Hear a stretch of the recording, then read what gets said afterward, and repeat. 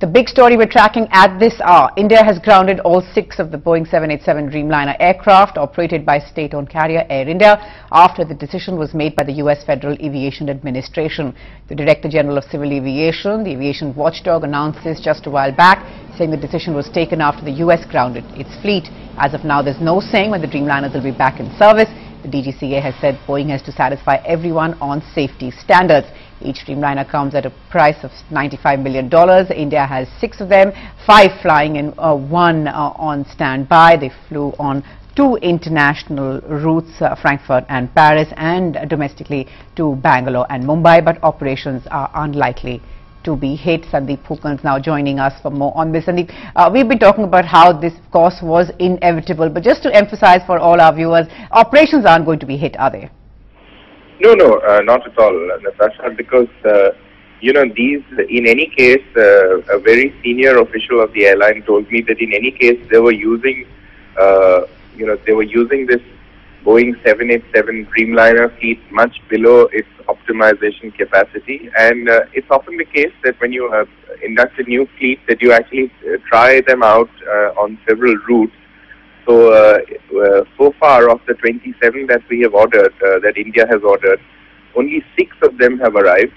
1, as you rightly pointed out, 1 is usually kept on standby. So 5 of them are being used, 2 of them to Frankfurt and Paris. So these sectors will certainly not be hit because there are other older planes, the jumbo jet, Boeing jumbo jet that services that sector. So that shouldn't be an issue. The domestic sector also will not be hit. So passenger services will not be hit really, but what will happen is, of course, that they will have to operate more flights because these are bigger flights. They could carry more passengers. So in terms of loss of revenue to the airline, yes, certainly there will be a loss of revenue to the airline. But I think because of the safety advisory that was, or rather directive that was sent out by the Federal Aviation Authority, the airline was really left with no choice.